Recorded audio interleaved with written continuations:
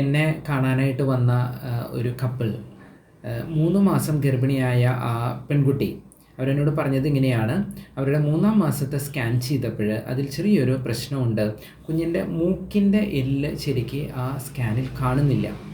അപ്പോൾ അങ്ങനത്തെ സാഹചര്യത്തിൽ ഒരു പക്ഷേ കുഞ്ഞ് മന്ദബുദ്ധി ആവാനായിട്ട് സാധ്യതയുണ്ട്. അവരുടെ ഡോക്ടർ അവരോട് പറഞ്ഞത് ഇങ്ങനെ ഒരു സാധ്യതയുള്ളത് കൊണ്ട് ഒന്നല്ലെങ്കിൽ നിങ്ങൾക്ക് ഈ അവസ്ഥയിൽ തന്നെ വേണമെങ്കിൽ ഗർഭം അലസിപ്പിക്കാം, അല്ലെങ്കിൽ അവരുടെ മുന്നിൽ കൊടുത്ത ഒരു സാധ്യത ഇതാണ്: കുഞ്ഞ് കിടക്കണ വെള്ളം കുത്തിയെടുത്ത് പരിശോധിച്ച് ആ ടെസ്റ്റിൽ കുഞ്ഞ് നോർമലാണെങ്കിൽ പ്രഗ്നൻസി കണ്ടിന്യൂ ചെയ്യാം, അല്ലെങ്കിൽ ഗർഭം അലസിപ്പിക്കാം. അവരെന്നോട് ചോദിച്ചു, ഡോക്ടറെ ഞങ്ങൾ എന്താണ് ചെയ്യേണ്ടത്? ഞാൻ അവരുടെ മറ്റു റിപ്പോർട്ടുകളെല്ലാം വായിച്ചു നോക്കി. അതിൽ എഴുതിയിട്ടുള്ളത് ഇതായിരുന്നു: കുഞ്ഞ് മന്ദബുദ്ധി ആവാനായിട്ടുള്ള സാധ്യത, ഡൗൺ സിൻഡ്രോമിൻ്റെ സാധ്യത, റിസ്ക് ഇൻസിഡൻസ് ചെയ്തിട്ടുള്ളത് 142-1 എന്ന് പറയുന്ന ഒരു റിപ്പോർട്ട് അവരുടെ കയ്യിലുണ്ടായിരുന്നു. ഞാൻ അവരോട് പറഞ്ഞു, ഈ റിപ്പോർട്ട് അനുസരിച്ച് നിങ്ങളുടെ കുഞ്ഞ് മന്ദബുദ്ധി ആവാനായിട്ടുള്ള സാധ്യത 1% താഴെയാണ്. ഇനി എന്തെങ്കിലും കാരണവശാൽ നിങ്ങളുടെ കുഞ്ഞ് മന്ദബുദ്ധി ആണെങ്കിൽ നമ്മൾ ദൈവത്തിൻ്റെ കയ്യിൽ നിന്നാണ് കുഞ്ഞുങ്ങളെ സ്വീകരിക്കുന്നത്. നമ്മളുടെ കഴിവ് കൊണ്ടോ മിടുക്ക് കൊണ്ടോ അല്ല നമുക്ക് കുഞ്ഞുങ്ങളെ കിട്ടുന്നത്. നമ്മൾ ദൈവത്തിൻ്റെ കയ്യിൽ നിന്നാണ് കുഞ്ഞുങ്ങളെ സ്വീകരിക്കുന്നത്. ദൈവം ഏത് അവസ്ഥയിലാണോ നമുക്കൊരു കുഞ്ഞിനെ തരണത് ആ അവസ്ഥയിൽ നമ്മൾ ആ കുഞ്ഞിനെ സ്വീകരിക്കണം. ബൈബിളിൽ പറയുന്നത് ഇങ്ങനെയാണ്: ഏറ്റവും ചെറിയൊരു ഒരുവനെ നിങ്ങൾ ചെയ്തു കൊടുത്തപ്പോൾ എനിക്ക് തന്നെയാണ് ചെയ്തത്. വൈകല്യമുള്ളൊരു കുഞ്ഞാണെങ്കിലും ആ കുഞ്ഞിന് നമ്മളെ കൊണ്ട് പറ്റുന്ന രീതിയിൽ നമ്മൾ ആ കുഞ്ഞിനെ കെയർ ചെയ്യുമ്പോൾ നമ്മൾ സ്വർഗത്തിൽ നിക്ഷേപം ബിൽഡ് ചെയ്യുന്നു. അവരെന്നോട് പറഞ്ഞു, ഡോക്ടറെ ഞങ്ങൾക്ക് ഒരിക്കലും ഗർഭം അലസിപ്പിക്കാനായിട്ട് ആഗ്രഹമില്ല, ഞങ്ങൾ പ്രഗ്നൻസി കണ്ടിന്യൂ ചെയ്യാനാണ് ഞങ്ങൾ ആഗ്രഹിക്കുന്നത്. അവർ പ്രഗ്നൻസി കണ്ടിന്യൂ ചെയ്യാനായിട്ട് തീരുമാനിച്ചു. പ്രഗ്നൻസി മുന്നോട്ട് പോയി. 5-ാം മാസത്തിൽ വീണ്ടും സ്കാൻ ചെയ്തു. അതിൽ പ്രത്യേകിച്ച് കുഴപ്പങ്ങളൊന്നും പറഞ്ഞില്ല. മാസം തികഞ്ഞ് അവരുടെ കുഞ്ഞിനെ പ്രസവിച്ചു. സാധാരണ ഇതിൽ പ്രസവം കഴിഞ്ഞാൽ ഞങ്ങൾ ആദ്യം തന്നെ അവരോട് പറയാം, കുഞ്ഞ് ആൺകുട്ടിയാണോ പെൺകുട്ടിയാണോ എന്നാണ്. പക്ഷേ ഈ സ്ത്രീക്ക് അതല്ല അറിയേണ്ടിയിരുന്നത്. അവർക്ക് അറിയേണ്ടിയിരുന്നത് അവരുടെ കുഞ്ഞിന് മൂക്കുണ്ടോ. ഞാൻ കുഞ്ഞിനെ കാണിച്ചു കൊടുത്തു. നല്ല ആരോഗ്യമുള്ള നല്ല ഒരു കുഞ്ഞ്, കണ്ണും മൂക്കും എല്ലാം ഉള്ള ഒരു കുഞ്ഞ്. 1.5 മാസത്തിൽ പരിശോധനയ്ക്കായിട്ട് അവർ വന്നപ്പോൾ, പ്രസവം കഴിഞ്ഞാൽ 1.5 മാസത്തെ ചെക്കപ്പിൻ്റെ സമയത്ത് അവരെന്നോട് പറഞ്ഞു, ഡോക്ടറെ കുഞ്ഞിൻ്റെ ടെസ്റ്റുകളെല്ലാം കഴിഞ്ഞു, കുഞ്ഞിന് പ്രത്യേകിച്ച് ഒരു കുഴപ്പമില്ല, നല്ല ആരോഗ്യമുള്ള ഒരു കുഞ്ഞ്. അവരെന്നോട് ചോദിച്ചത് ഇതാണ്: ചെറിയൊരു സാധ്യത മാത്രം ഉണ്ടായിട്ടും എന്തുകൊണ്ടാണ് ഡോക്ടറെ ഞങ്ങളുടെ മുന്നത്തെ ഡോക്ടർ അബോർഷൻ ചെയ്യാനായിട്ട് പ്രേരിപ്പിച്ചത്? ഞാൻ അവരോട് പറഞ്ഞു, ഇന്നത്തെ സാഹചര്യമാണ് ആ ഡോക്ടർ ഒരു പക്ഷേ അങ്ങനെ പറയാനായിട്ട് പ്രേരിപ്പിച്ചിട്ടുണ്ടാവുക.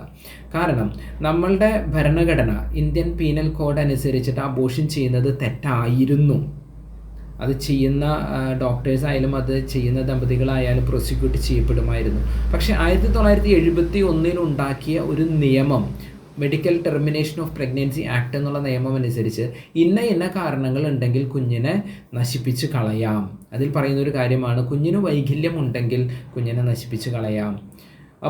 ഇപ്പോൾ ഡോക്ടർമാരുടെ പേടി ഇതാണ്: വൈകല്യമുള്ള ഒരു കുഞ്ഞ് ജനിച്ചു വീണാൽ അത് ഡോക്ടറുടെ ശ്രദ്ധക്കുറവ് കൊണ്ടാണ് ആ കുഞ്ഞ് ജനിച്ചത്, അല്ലെങ്കിൽ ആ കുഞ്ഞിനെ നശിപ്പിക്കാമായിരുന്നു എന്ന് ചിന്തിക്കുന്ന ഒരു കാലഘട്ടത്തിലാണ് നമ്മളിന്ന് ജീവിക്കുക.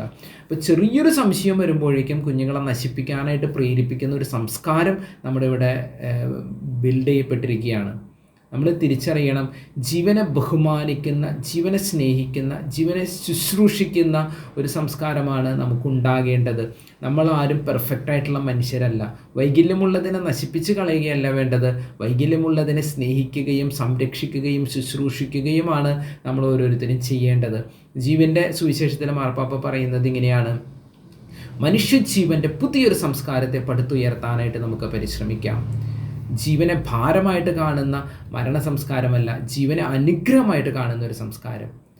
അപ്പോൾ ജീവനെതിരെയുള്ള പ്രവണതകൾ, വൈകല്യമുള്ള കുഞ്ഞിനെ നശിപ്പിച്ച് കളയുന്നത് മാത്രമല്ല, അൺഎക്സ്പെക്റ്റഡ് പ്രഗ്നൻസി, പ്രതീക്ഷിക്കാത്ത സമയത്ത് ഉണ്ടാകുന്ന ഒരു കുഞ്ഞിനെ നശിപ്പിക്കാനായിട്ട് പ്രേരിപ്പിക്കുന്ന ഒരു കാലഘട്ടത്തിലാണ് നമ്മളിവിടെ ജീവിക്കുക. പ്രായമായവരുടെ ജീവനെതിരെയും ഇത്തരമുള്ള വെല്ലുവിളികൾ വരുന്നുണ്ട്.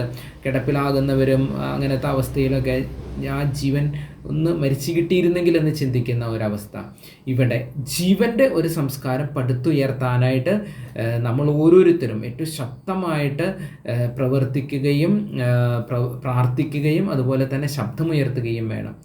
നിയമങ്ങൾക്ക് ജീവനെ സംരക്ഷിക്കുന്നതിന് പകരം ജീവനെതിരായിട്ടുള്ള നിയമങ്ങൾക്കെതിരെ നമ്മൾ പ്രതികരിക്കുക തന്നെ വേണം. കാരണം നിയമങ്ങളാണ് ഒരു സംസ്കാരമായിട്ട് മാറുന്നത്.